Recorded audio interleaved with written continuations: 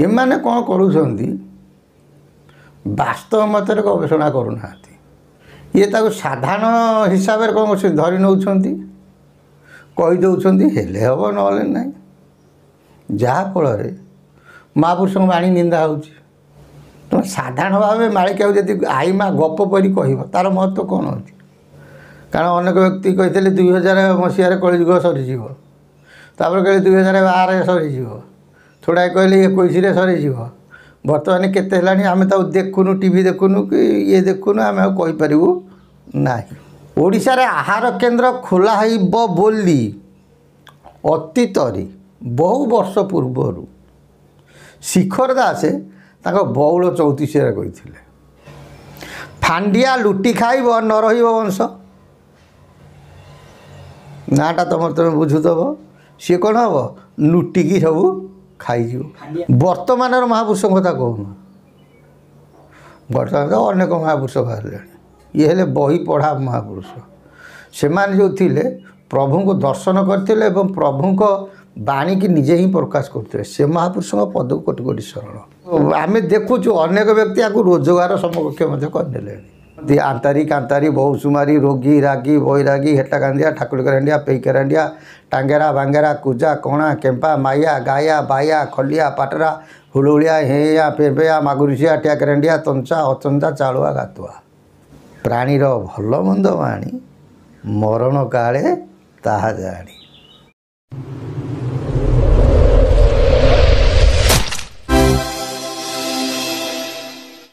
आज्ञा नमस्कार आज्ञा जय जगन्नाथ। देखो तो आज्ञा आपण वीडियो को लोक मैंने सब अनै बस जिते आप वीडियो पकई आपण चैनल अनेक लोक आपको देखती तेना आपणकर लोक मैंने मत फोन करी आपणकर कथा अनेकांश माने सत्य तेणु जो मैंने देखुं आप फॉलो कर अनुभव करमको कहते केमी कही था तेणु जो अंक साल मसीहा जहाँ भी आप कहती से वास्तविक सत्य।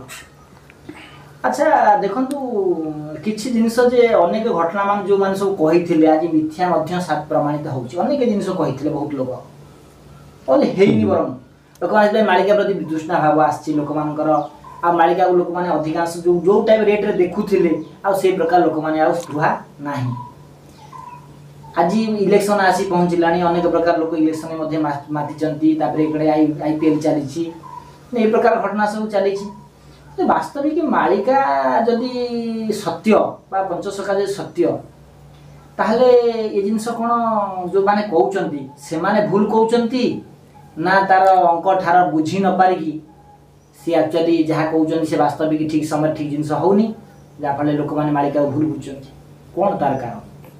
जय जगन्नाथ। गोटे भल कथा मन रखी था गोटे ओडिया आमर ढेग कहती चाली न जानी बाटर दोष बुझीगला ना चाली न जानी बाटर दोष बाटटा खाल ढिब ताल सी अच्छे आम देखुचे खाल आम जाशुणी कौन करें खाल गोड़ पकईया तेणु गोड़ मोड़ी हम बाटर कौन दोष है बाटर दोष ना से मतरे मन रखी था उत्कल जिते गुड़िया महान महान माने साधु सन्त आविर्भूत होते पंचसखा बाद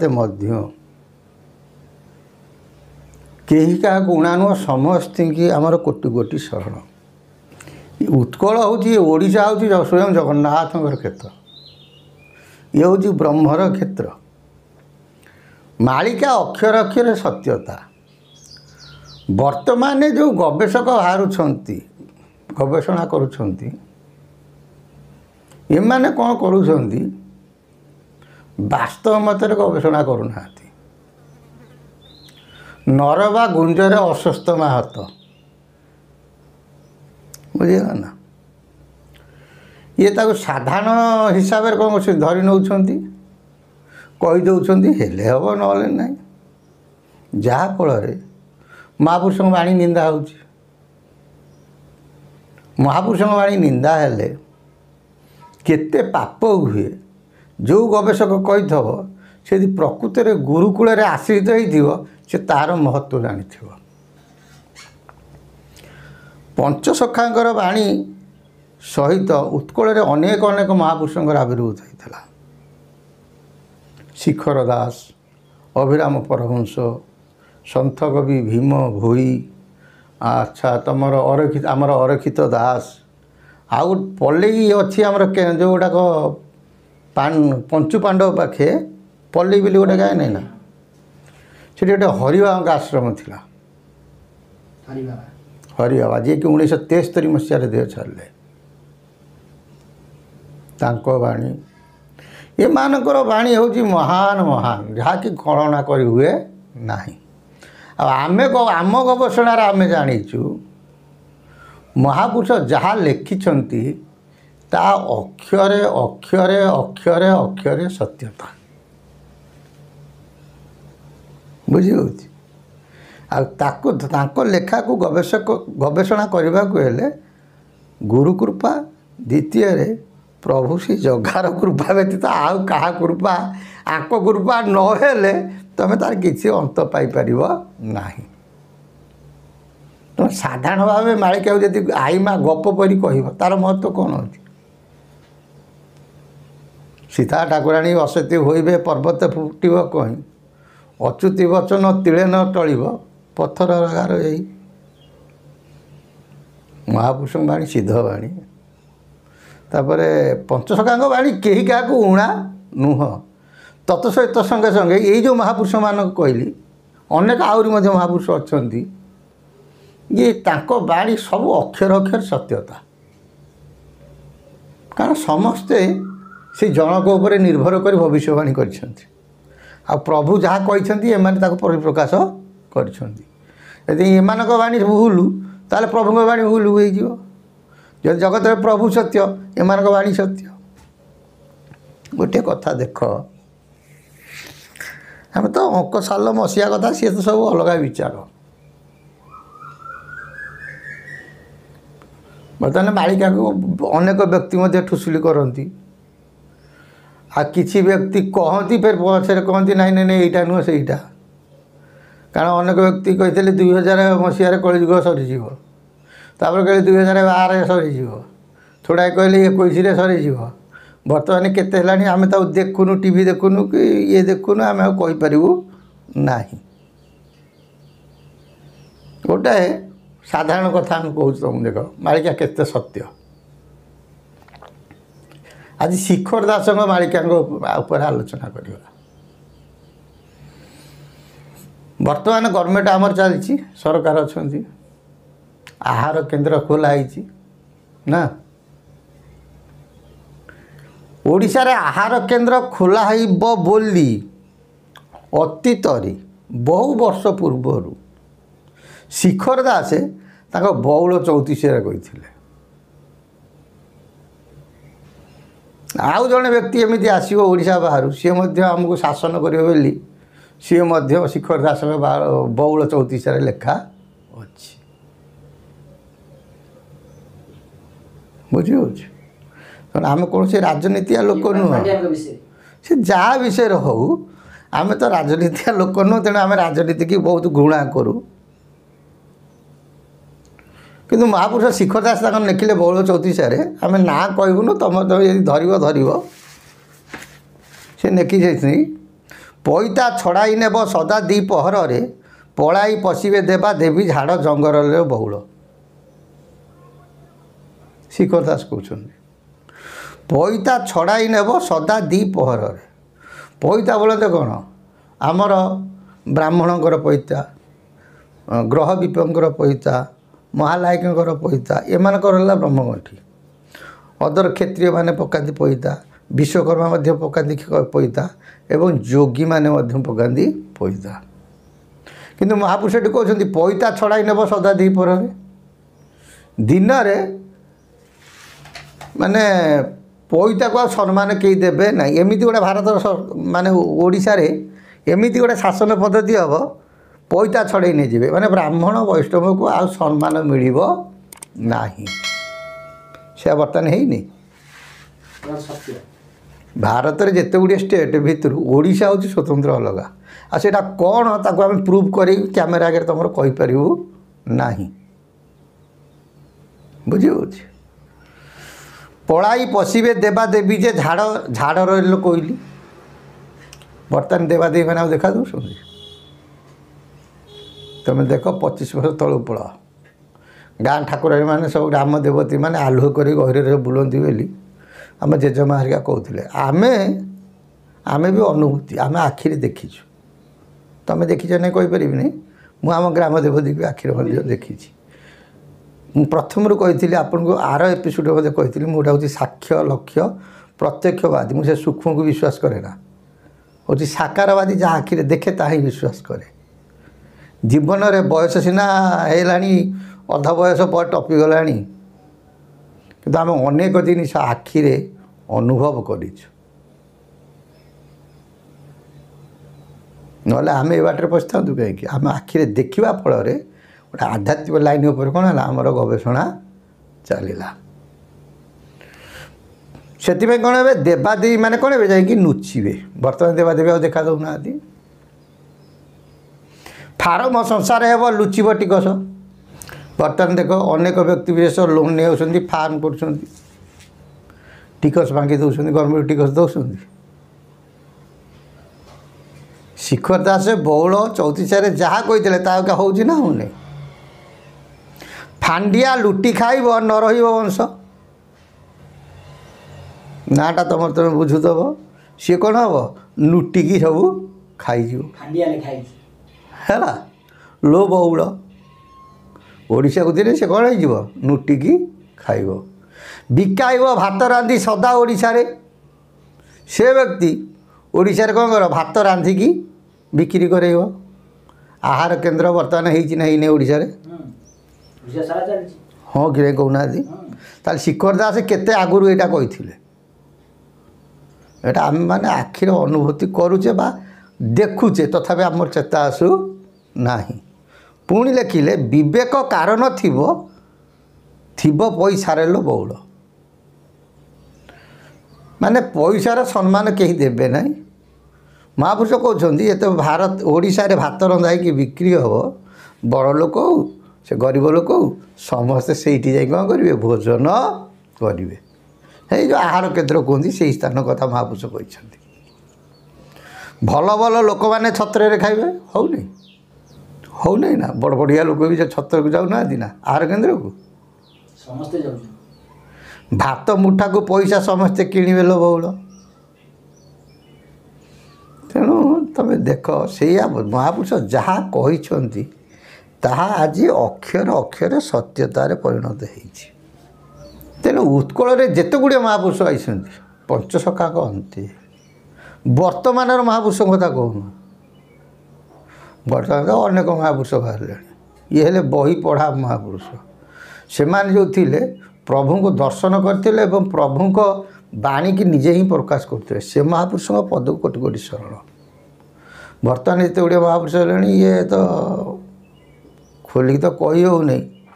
ଏ ମାଳିକା ଶାସ୍ତ୍ର ପଢ଼ିକି ନିଜକୁ ନିଜେ ମହାପୁରୁଷ ଅନେକ ବ୍ୟକ୍ତି ହେଇ, ମାନେ ଇଏ ଗୋଟେ ଆମେ ଦେଖୁଛୁ ଅନେକ ବ୍ୟକ୍ତି ଆକୁ ରୋଜଗାର ସମକକ୍ଷ ମଧ୍ୟ କରିନେଲେଣି। ବାବା ତ ସିଏ ବାବାଜୀ କାହାନ୍ତି? ପ୍ରଥମେ ସାଧୁ ହେବା କଥା। ସାଧୁ ସନ୍ଥ ବୈଷ୍ଣବ ବାବାଜୀ ଆଙ୍କର ତାରତମ୍ୟ ସବୁ ଅଲଗା। ସାଧୁ କାହାକୁ କୁହନ୍ତି? ଖାଲି କ'ଣ ଦାଢ଼ି ଝୋଟା ରଖିଲେ ସାଧୁ? ନୋ, ଦ୍ୟାଟ୍ ଇଜ୍ ରଙ୍ଗ। କର୍ମ କରେଇଥାଏ ସାଧୁ, ଆମେ କହୁନୁ। ଶାସ୍ତ୍ର ପ୍ରମାଣ ଦିଏ। ସେଇ ପଞ୍ଚସଖା ଭିତରୁ ଅନ୍ୟତମ ମହାପୁରୁଷ ଅଚ୍ୟୁତାନନ୍ଦ ଦାସ ଲେଖିଛନ୍ତି, କହିଲେ ଶ୍ରଦ୍ଧାରୁ ସାଧନା ହୁଅ ଇଟି ସିଦ୍ଧି ବିଧି କରି ସାଧୁ ଯେ ବୋଲାନ୍ତି ତରେ ସଂସାର ବାହାରେ ଦି। ସେମିତି ସାଧୁ କାହାନ୍ତି? ବାବାଜୀ କାହାନ୍ତି? ବାଇ ସଙ୍ଗେ ଲଗା ବାଜି ତେବେ ହୋଇବ ବାବାଜୀ, କ୍ଷୁଧା ତୃଷା ନ ନାଗିବ ବ୍ରହ୍ମରେ ଥିବେଟି ମଜି। ବର୍ତ୍ତମାନ ତ ଅନେକ ପ୍ରକାର ବାବାଜୀ ବାହାରିଲେଣି।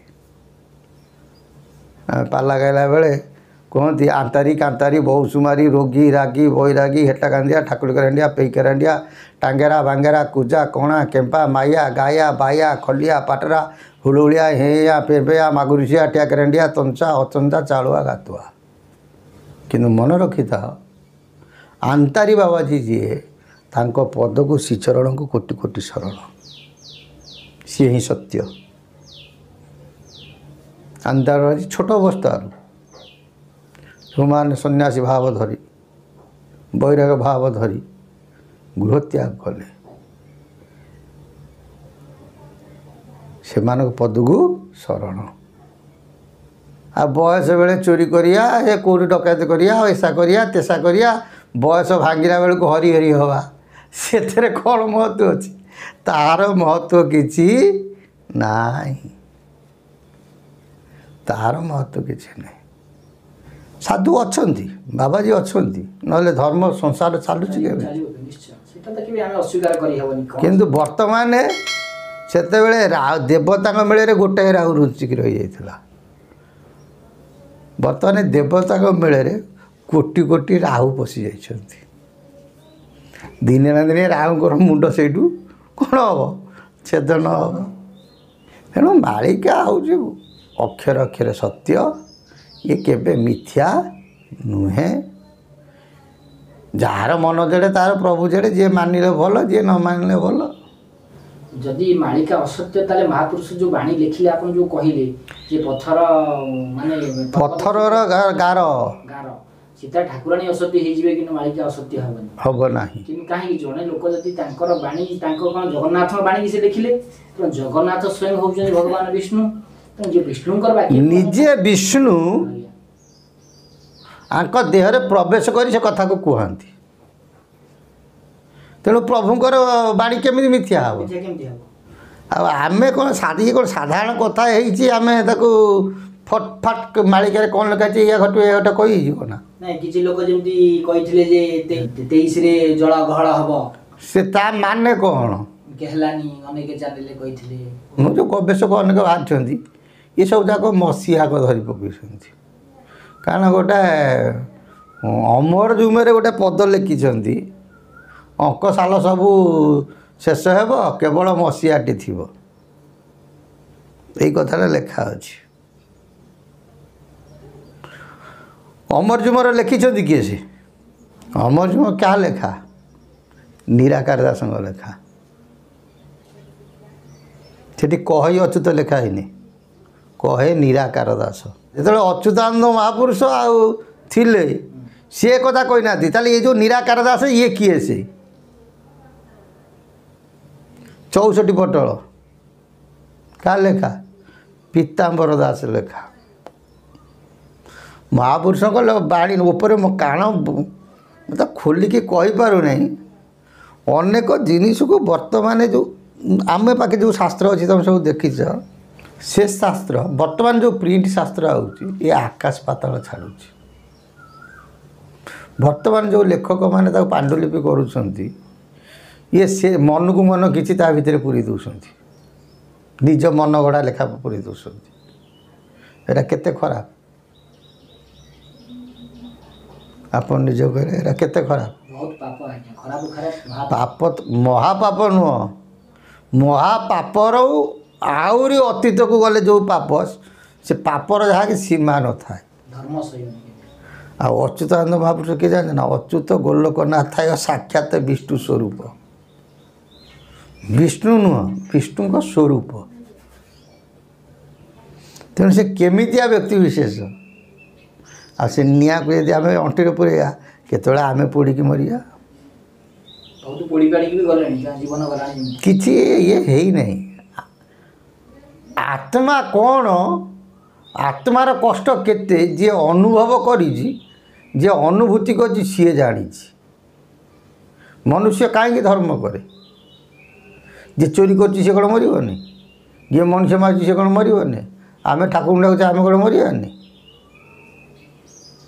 केवल आत्मार मुक्ति निर्वाणत्व पाई मनुष्य धर्म कर्म करिଥାଏ संसार रे जन्म होइचे माने ନିଶ୍ଚିନ୍ତ ମୃତ୍ୟୁକୁ ଆମେ ସାଙ୍ଗରେ ନେଇକି ଆସିଛେ। ବୟସ ବଢ଼ିଲେ ଆୟୁଷ କ'ଣ ଧୀରେ ଧୀରେ କମେ।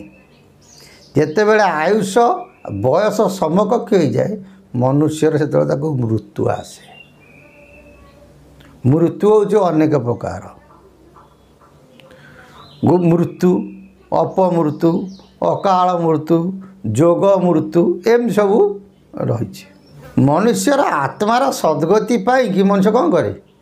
ଧର୍ମକର୍ମ ଟିକେ କରିଥାଏ। ବର୍ତ୍ତମାନ ଯେଉଁ ଧର୍ମକର୍ମ କରୁଛନ୍ତି ମାନେ ଆମେ ତ ଖୋଲିକି କହିପାରୁନୁ। ସେ ଯେଉଁମାନେ କହୁଛନ୍ତି ମହାପୁରୁଷ ବାଣୀକି ଏପଟ ସେପଟ କରିକି ସେ ବାସ୍ତବ ମତରେ ଆତ୍ମାର ପୋଷଣ କ'ଣ ଜାଣନ୍ତି ନାହିଁ। ଆଉ ଯିଏ ଜାଣିଥିବ ପାପ କଲେ କ'ଣ କ୍ଷତି ହୁଏ ସିଏ ହିଁ ତାକୁ ଅନୁଭବ କରିଥିବ। ଆଉ ଜଗତ ଜାଣିବା ପାଇଁକି ପ୍ରାଣୀର ଭଲ ମନ୍ଦ ଆଣି ମରଣ କାଳେ ତାହା ଜାଣି। ତେଣୁ ମାଳିକା ଶାସ୍ତ୍ର ଅକ୍ଷର ଅକ୍ଷରେ କ'ଣ ସତ୍ୟତା, 100କୁ 100 ଭାଗରେ ସତ୍ୟତା। ଆମ ଗବେଷଣା ଭୁଲ ହେଇପାରେ। ଆମେ ତ ଏତେ ଗବେଷଣା କରି ଆମର ବେଳେବେଳେ ଭୁଲ ହେଇଯାଉଛି। ଯେଉଁ କହିଛନ୍ତି ଯେ ଖଡ଼ିକାର ଖଡ଼ି ବଣା ହେଇଯିବ, ଯେଉଁ କହିଛନ୍ତି ସେ ଯେଉଁ ଉକ୍ତିଟି ମହାପୁରୁଷ, ନା ତାର ଅର୍ଥ ହେଉଛି ଅଲଗା। ଖଡ଼ିକାରଙ୍କର ଖଡ଼ି ବଣା ହେବ ତିଥି ନଗ୍ନ ନ ରହିବ, ମ୍ଲେଚ୍ଛ ନିବାରଣେ ପ୍ରଭୁ ଦାସରଥି ସେକାଳେ ଉଦୟ ଧ୍ରୁବ। ଆମେ ଜ୍ୟୋତିଷଶାସ୍ତ୍ର ଗଣନା କଥା ସେ କହିନାହାନ୍ତି। ଖଡ଼ିକାରଙ୍କର ଖଡ଼ି ବଣା ହେଇଯିବ, ତିଥି ନଗ୍ନ ନ ରହିବ। ମହାପୁରୁଷଙ୍କ ଇଏ ହେଉଛି ଭାବାର୍ଥକ ଶବ୍ଦ ଗୋଟେ। ସମସ୍ତେ କହୁଥିବେ ହେ ଠାକୁର ଅମୁକ ଜାଗାରେ ଜନ୍ମ ହେଇଗଲେଣି, ସେ କହିବେ ହେ ଠାକୁର ଅମୁକ ହେଇଗଲେଣି। ମାନେ ସମସ୍ତେ କହୁଥିବେ ଠାକୁର, ମାନେ ନିଜକୁ ନିଜେ ହିସାବ କରି ଠାକୁର ତ ସବୁ ହେଇଯିବେ। କିନ୍ତୁ ମହାପୁରୁଷ କହୁଛନ୍ତି ଶେଷ ସମୟରେ ଆଙ୍କ ହିସାବ ସବୁ କଟିଯିବ। ଖଡ଼ିକା କେଉଁ ଭାଷାରେ କୁହାଯାଇଛି ଶୁଣନ୍ତୁ। ଖଡ଼ିକାରଙ୍କର ଖଡ଼ି ବଣା ହେବ, ତିଥି ଲଗ୍ନ ନ ରହିବ। ଏ ଯେତେ ମହାପ୍ରଭୁ ବାହାରିଥିବେ ଆଙ୍କ ସବୁ ଗଣନା କ'ଣ ହେଇଯିବ? ଭୁଲ ହେଇଯିବ। ମ୍ଲେଚ୍ଛ ନିବାରଣେ ପ୍ରଭୁ ଦାସରଥି ସେକାଳେ ଉଦୟ ଧ୍ରୁବ। ଆଙ୍କର ଯେତେବେଳେ ଏସବୁ ବଣା ହେବେ ସେ ସମୟରେ ପ୍ରଭୁଙ୍କର ଆବିର୍ଭୂତ ହେବ। ବଣା ହେଇନାହାନ୍ତି, ବଣା ହେଇଯିବେ। ଇଏ ଅବିକା ବଣା କିଏ ବଣା ହେଇଛି କେଉଁଠି? ଗୁରୁ ହେବେ ନଡ଼ବଡ଼, ଶିଷ୍ୟକୁ କିଏ କରିବ ସମ୍ଭାଳ ଜୟ ଜଗନ୍ନାଥ କହି ହେଉନାହିଁ। ମହାପୁରୁଷ ଅନେକ ବିତ୍ପାତ ସବୁ ବିପଦମାନ ଅଛି ବୋଲି ଜଗତକୁ ଖୋଲିକି ଲେଖିଛନ୍ତି। ତାର ମର୍ମଟା କହିଦେଉଛୁ। ଯିଏ ପ୍ରଭୁଙ୍କର କୃପା ଯାହା ପରେ ଥିବ ସେମାନେ ଜାଣିଥିବେ ଆରେ ଅମୁକ ଦିନ ଏଇଆ ଘଟିବ। ସେ ତାଙ୍କ ଭକ୍ତମାନଙ୍କୁ କ'ଣ କରିବେ? ଠିକ୍ ଜାଗାରେ ନେଇକି ସ୍ଥାୟିତ୍ୱ କରିକି ରଖିଥିବେ। ଯିଏ ନ ଜାଣିଥିବେ ପଥର ଭେଳା ଉପରେ ବହିଥିବେ, ବୁଝି ହେଉଛି, ସିଏ ତ ନିଜେ ବୁଡ଼ିକି ମରିବେ। ତାଙ୍କ ପଛରେ ଯେତିକ ଥିବେ ତାକୁ ବୁଡ଼େଇକି ମଧ୍ୟ ମାରିବେ। ମହାପୁରୁଷ ଏଇ ଭାବରେ କହିଥିଲେ। ଆହୁରି ସମସ୍ତେ କୁହନ୍ତି ଜ୍ୟୋତିଷଶାସ୍ତ୍ର ଭୁଲ। ନୋ, ଦ୍ୟାଟ୍ ଇଜ୍ ରଙ୍ଗ। ଜ୍ୟୋତିଷଶାସ୍ତ୍ର ଇଏ ଆଗରୁ ଅଛି ନା କ'ଣ? ଏବେ ଜ୍ୟୋତିଷଶାସ୍ତ୍ର? ଜ୍ୟୋତିଷଶାସ୍ତ୍ର ନଥିଲେ ମହାପୁରୁଷ କେଉଁଠି ଗଣନା କରୁଥିଲେ? ଫେରେ ରାବଣ ଜ୍ୟୋତିଷଶାସ୍ତ୍ର ଫେରେ ଜାଣିଥିଲା ନା ଜାଣିନଥିଲା? ସତ୍ୟରେ ଅଛି, ତ୍ରେତାରେ ଅଛି, ଦ୍ୱାପର ଅଛି, କଳିରେ ଅଛି। ସେ ଗୋଟେ ବିଜ୍ଞାନ, ତାକୁ କୁହନ୍ତି ଜ୍ୟୋତିଷ ବିଜ୍ଞାନ। ସେଇ ଭୁଲ ହେବ ନା, ସିଏ ଠିକ୍। ଇଏ ଭବିଷ୍ୟତବାଣୀ ଗଣନା ନେଇକି ମହାପୁରୁଷ ଏ ପଦଟା କହିଥିଲେ। ସେ କେଉଁ ଭାବରେ କହିଲେ ଏଥିରେ ବୁଝିପାରିଲେ ନା ବୁଝିପାରିଲେ? ଖଡ଼ିକାରଙ୍କର ଖଡ଼ି ବଣା ହେବ, ତିଥି ଲଗ୍ନ ନ ରହିବ। କେତେବେଳେ ନା ଯେତେବେଳେ ବଣା ହେବେ, ମ୍ଲେଚ୍ଛ ନିବାରଣେ ପ୍ରଭୁ ଦାସରଥି ସେକାଳେ ଉଦୟ ଧ୍ରୁବ। କାହିଁକି ପଦଟା କହିଲେ? ମାନେ ଯେତେବେଳେ ହେ ରାମ ଜଗତରେ ସମସ୍ତେ ଠାକୁର ଠାକୁର ବୋଲି କହୁଥିବେ, କିନ୍ତୁ କେବେ କ'ଣ ଘଟିବ ସେ କେହି ଜାଣିପାରିବେନି, ସିଏ ବଣା ହେଇଯିବେ। ହେଲା। ଆଉ ଯେତେବେଳେ ପ୍ରଭୁ ଆସିବେ ସେ ତାଙ୍କର ଛୁଆ ଯିଏ ସେ ଠିକ୍ ଥାକ ଜାଣିଥିବେ। ସେ ତାଙ୍କର ଠିକ୍ କେଉଁଠି କ'ଣ ହେଲେ, କେମିତି ଆଶ୍ରୟ ହେଲେ କିଛି କଟିଯିବ ବିପଦ ସେ ଜାଣିଥିବେ, ସେ କଟିଯିବେ, ତରିଯିବେ। ଆଉ ଯିଏ ପଥର ବେଳାରେ ଗୁରୁ ବହିଥିବେ ଶିଷ୍ୟକୁ ଯେମିତି ବୁଡ଼େଇକି ମାରିଦେବେ। ଜୟ ଜଗନ୍ନାଥ। ଅଭିରାମ ପରମହଂସ କହିଲେ କଳିଯୁଗରେ ସବୁ କହିବେ ଗୁରୁ, ଶିଷ୍ୟ କେହି ହେବାକୁ ଚାହିଁବେ ନାହିଁ। ଆଜି ଯିଏ ଶିଷ୍ୟ ହେଇଥିବ କାଲି ମଧ୍ୟ ସିଏ କହିବ ମୁଁ ଗୋଟେ ହେଇଗଲିଣି ଗୁରୁ। ଜଣେ ଗୁରୁ ହେବା କେତେ କଷ୍ଟ ସିଏ ଜାଣିଛନ୍ତି। ଆଉ ଗୁରୁ କେବେବେଳେ ଚାହାନ୍ତି ନାହିଁ ମୁଁ ବହୁତ ଗୁଡ଼ିଏ ଶିଷ୍ୟ କରିବି ବୋଲି। କାରଣ ଗୁରୁ ପରମ୍ପରା ପାଇଁକି ଗୁରୁ ଚାହାନ୍ତି ମୋର ଗୋଟିଏ ଶିଷ୍ୟ ଏମିତି କରିବି ଯେମିତି ତାଙ୍କ ନାଁଟା ସେ ରଖିବେ, ନହେଲେ ଗୁରୁ ପରମ୍ପରା ରହିବ କେମିତି? ବର୍ତ୍ତମାନ ତ ଗୁରୁ କହୁଛନ୍ତି କିନ୍ତୁ 5,000 କିନ୍ତୁ 10,000 ଚେଲା ହୁଅନ୍ତୁ, ଜୟ ଜଗନ୍ନାଥ। ଆଉ ତେଣୁ ଯିଏ ଯାହା କରିବ ସେ ତା ପାଇବ ଆଉ।